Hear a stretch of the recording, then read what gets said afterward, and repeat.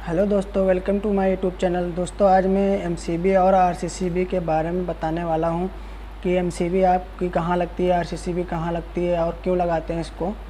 तो दोस्तों एमसीबी का काम क्या होता है, एमसीबी कैसे काम करती है, आरसीसीबी का क्या काम होता है, आरसीसीबी कैसे काम करती है।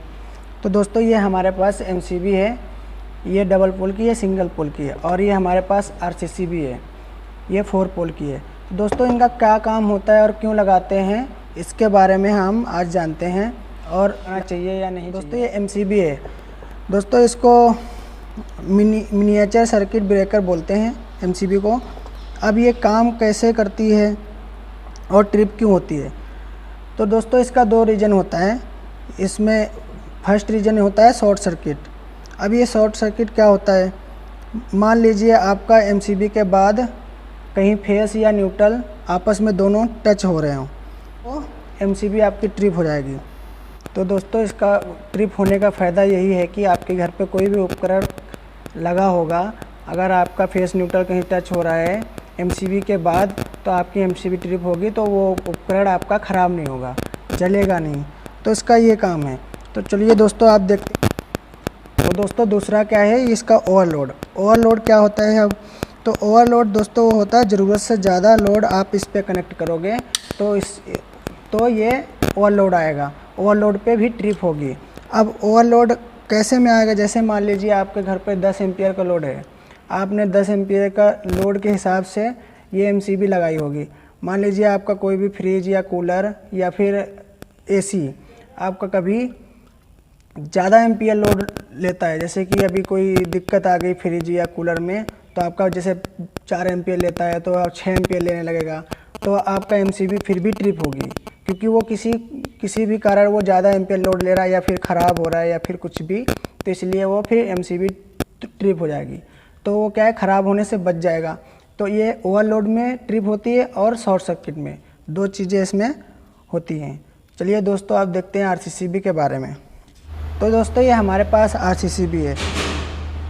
तो दोस्तों इसको हम रेसिडुअल करंट सर्किट ब्रेकर बोलते हैं। ये दोस्तों ये 4 पोल की है। तो दोस्तों ये हमारे पास 65 एम्पियर की 4 पोल की आरसीसीबी है। तो इसका काम क्या होता है दोस्तों, इसका काम होता है कि आपको करंट लगने से बचाएगी, जैसे कि लीकेज करंट। अब लीकेज करंट क्या होता है, अब दोस्तों आप अपने घर पे कहीं भी किसी उपकरण से काम कर रहे हो, जैसे कि आप मान लो कि प्रेस या फिर माइक्रोवेव या ओवन या फिर कुछ भी, उससे आप काम कर रहे हो, तो आपको उसमें कहीं लीकेज करंट हो रहा है, अर्थ हो रहा है। तो दोस्तों जैसे ही आपकी बॉडी किसी उपकरण से टच होगी तो आपकी आरसीसीबी तुरंत ट्रिप हो जाएगी, तो आप करंट लगने से बच जाएंगे। और कितने एम्पियर की लगानी चाहिए, तो दोस्तों ये हमारे पास 4 पोल की आरसीसीबी है। तो ये तो घरों में नहीं लगती वैसे।